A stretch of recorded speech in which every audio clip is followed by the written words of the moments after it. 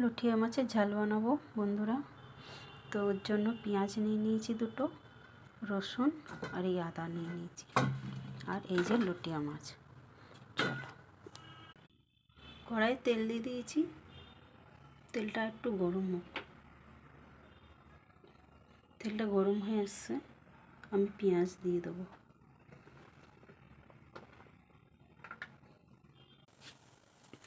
পেঁয়াজ কুচি, আদা রসুন গ্রেট করে নিয়েছি, টমেটো কুচিয়ে নিয়েছি। আর কড়াইয়ের মধ্যে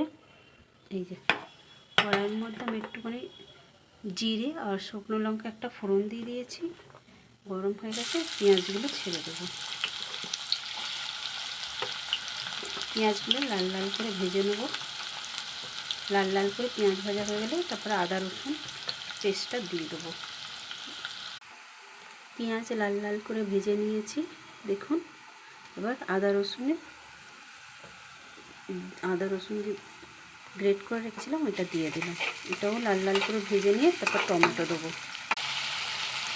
আদা রসুনটাও ভাজা ভাজা হয়ে গেছে, পেঁয়াজের সাথে টমেটো দিয়ে দিয়েছি। এবার দিয়ে দেবো নুন।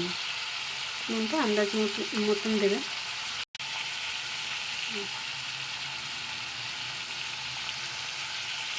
এবার এটা ভালো করে ভেজে নেবো। টমেটোটা ভালো করে ভাজা হয়ে গেলে এর মধ্যে হলুদ গুঁড়ো, লঙ্কার গুঁড়ো, মশলা দেবো।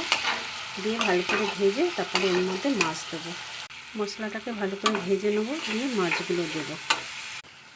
দেখুন মশলা দিয়ে আমার তেল ছেড়ে দিয়েছে। আমি দুটো কাঁচা লঙ্কাও দিয়ে দিয়েছি এতে। আপনারা যেমন ঝাল খাবেন সেইভাবে দেবেন। এবার আমি মাছগুলো ছেড়ে দেবো।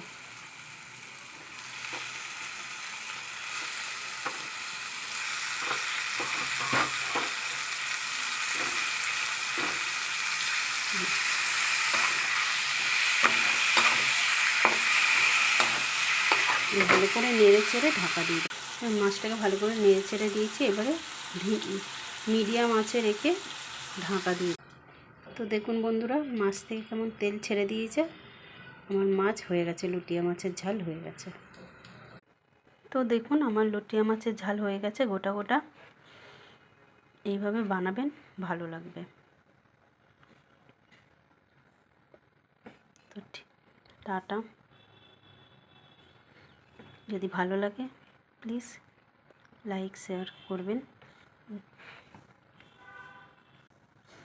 আর কারা কারা এইভাবে খান প্লিজ কমেন্টে জানাবেন। আমার তো খুব ভালো লাগে।